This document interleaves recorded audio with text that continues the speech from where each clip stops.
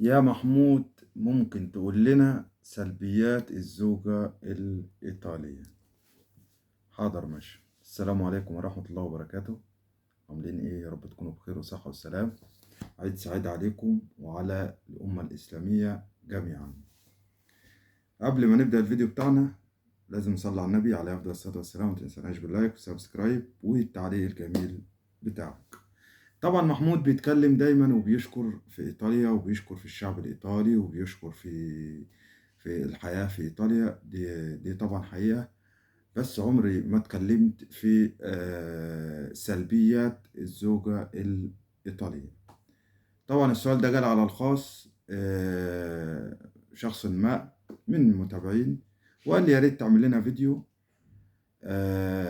علشان برضه هو هنا ويعني خاطب واحدة إيطالية. فهو خطيبها، بس هو قاعد في بيته وهي قاعدة في بيتها، بس داخلين على جواز، فهو حابب يعرف السلبيات قبل ما يخش.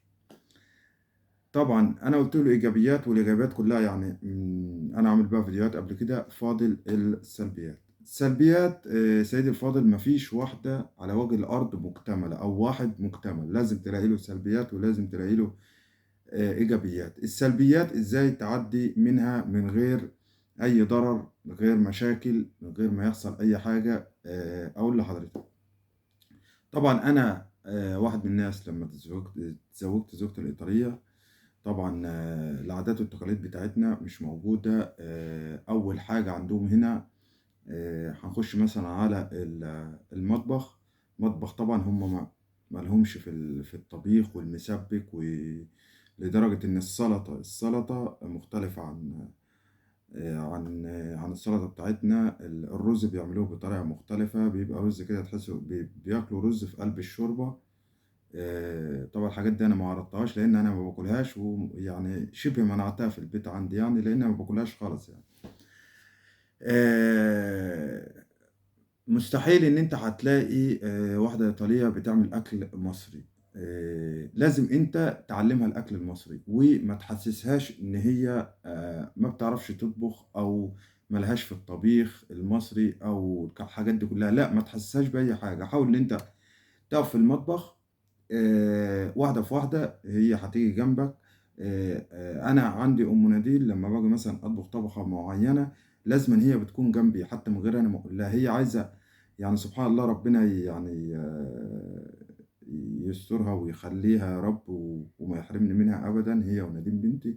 دايما أنا زوجتي مش عارف بتحصل مع أزواج تانية أو لأ، بتحاول إن هي ترضيني على قد ما تقدر. يعني الحمد لله وشكر لله، دي نعمة من عند ربنا أنعم عليا بيها، إن زوجتي بتحاول على قد ما تقدر إن هي بترضيني، ما بتحاولش إن هي تزعلني خالص.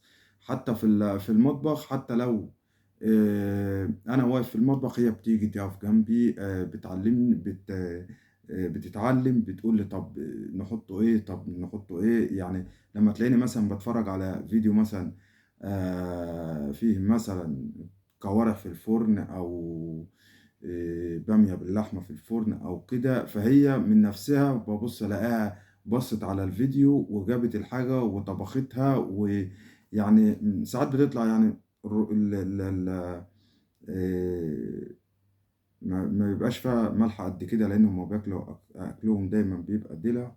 فطبعا انا دايما على طول بقول لها الاكل جميل، تسلم ايديكي، بشجعها. فدي هتلاقيها في اي انسانه، اي واحده ايطاليه ما عندهمش ان هم بيدخلوا المطبخ وتلاقي مواعين كتير وحلل كتير واطباق كتير وكده. لا، هم يعني اقصى حاجه يعملوها طبق الباستا اللي هو المكرونه، يعني كله في باديلا واحدة. أغلبية أكلهم هنا بيبقى في باديلا، اللي هي الطاسة اللي بتقلي فيها الزيت ديت. بيعملوا أكلهم كله في باديلا واحدة، بحيث إن هم عايزين المطبخ دايما بيبرق قدامهم. يعني هم ما بيحبوش أبدا المطبخ يلاقوه وحش ولا كده. لذلك أنا لما جيت هنا حصل أردغانة في البيت. يعني ساعات حماتي بتيجي بتبص بتلاقي هيصة في المطبخ كده، بتقعد تقول يعني إيه الكازينو ده، إيه الوش ده. دي طبعا من ضمن السلبيات. وحاول لما تيجي تعالجها، حاول دايما ما تقولهاش مثلا ان انت ما بتعرفيش تطبخي، ان انت لازم تتعلمي. لا، انت اقف في المطبخ وهي هتبص تلاقيها برضو.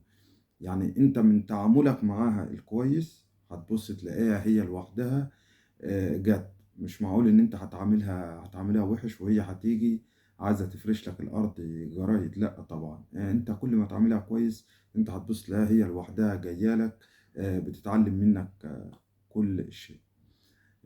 طبعا بالنسبه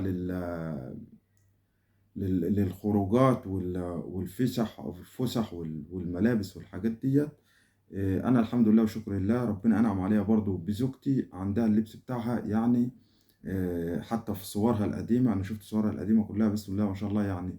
هي وبنت عمها، بنت عمها اللي طلعت معانا في عيد الميلاد قبل كده، هي وبنت عمها يعني لبسهم، يعني تحس إن هم سبحان الله، تحس إن هم مسلمين. يعني لبسهم كويس، محتشم، ذوق.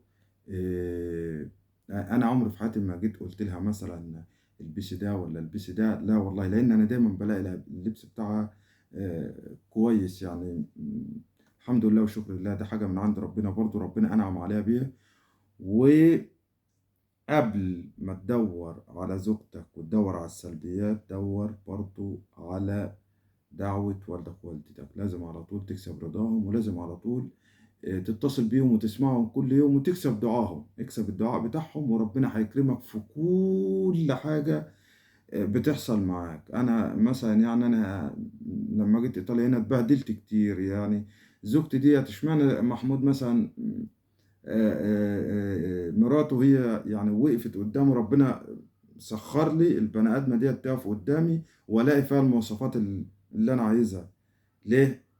ارجع لماضيك، شوف انت عملت ايه، شوف معادلك والدتك، شوف انت اذيت حد، شوف انت. دي كلها برضو حاجات برضو لازم ايه يعني تحطها في دماغك برضو كده. طبعا الشغل وكده هم بطبيعتهم هم بيحبوا الشغل.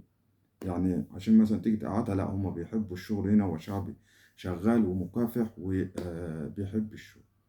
دي من ضمن السلبيات. ولو حد برضه عايز يسأل أي سؤال يكتب لي في التعليقات. في نقطة بقى يا جماعة عايز أتكلم عليها قبل ما أقفل الفيديو، ما حبيتش إن أنا أعمل بقى فيديو، قلت أنا هقولها في الفيديو ديت. في أخت فاضلة جاية من مصر هجرة غير شرعية، وللأسف حامل في 4 شهور، ووصلت هنا إيطاليا. فكلمتني برضو عشان عارفة إن أنا ممكن في روما، هي مش موجودة هنا، هي موجودة في ميلانو. ويا محمود أنا عايزة سكن، وده سألت ناس قبلك ودوني سكن مع شباب. للأسف السكنات كلها هنا شباب. فأنا قلت لها لا، ما ينفعش تقعدي مع شباب. هي قعدت أسبوع أو 10 أيام مع شباب وبتقول لي أنا يعني مش داري، حاسة إن في حاجة غلط. يعني قلت لها بصي، أنت روحي على أقرب اسم شرطة وروحي سلمي نفسك، ماشي، وهم هيودوكي الكامب. الكامب ده زي هو زي مدرسة كده. أنت حامل هيراعوكي وهيراعوا الطفل اللي معاكي، وما تخافيش مش لأن في ناس قالت لها إن هم هياخدوا منك الطفل بعد ما يتولد. لا لا، مش هياخدوا منك الطفل. وعن تجربة ناس أنا برضو بعتها وبقالهم دلوقتي من شهر 2 ولا 3 اللي فات برضو، واحد ومراته جايين خدوا مراته ودوها مكان، وهو قعد مع الرجالة وهي قعدت مع الحريم. بس طبعا يعتبر البيت واحد بس منفصل يعني في وش بعضهم. وهيمشولك في ورقك وبرضه يعني هتلاقي مراعاة منهم في الأكل وفي الشرب وفي المسكن وفي العيشة، وهيبدأوا يمشولك في الورق بتاعك. فأي حد واحدة للأسف يعني ما كنتش حابب إن أنا ألاقي يعني حريمنا بتيجي هجرة غير شرعية. بس الله غالب يعني. ربنا يسترها مع الناس بحالها. الناس بحالها يعني بتمر بظروف صعبة، وأي حد دلوقتي بيدور على لقمة عيشه فين وبيروح وراها. فأي حد، أي واحدة موجودة هنا بتسمعني من على اليوتيوب، أو أي حد بيسمعني ويعرف حد واحدة جاية هنا، وروحي سلمي نفسك لمركز الشرطة، ما تخافيش من أي شيء. ولو عايزاني أنا أجي معاكي أنا وزوجتي، هاخد مراتي معايا وهروح أخدك وهنسلمك لاسم الشرطة وإحنا معاكي. ولو في حصل أي حاجة معانا، واحنا بص يعني نعمل لك اي حاجه، ما تقلقيش من اي حاجه، وربنا يسترها معاكم ويسترها مع المسلمين ومع العالم كله يا رب العالمين. والفيديو يعني بسيط كده، ولو عجبكم الفيديو ما تنسوناش تحطوا لنا اللايك، ونشوفكم على خير. السلام عليكم.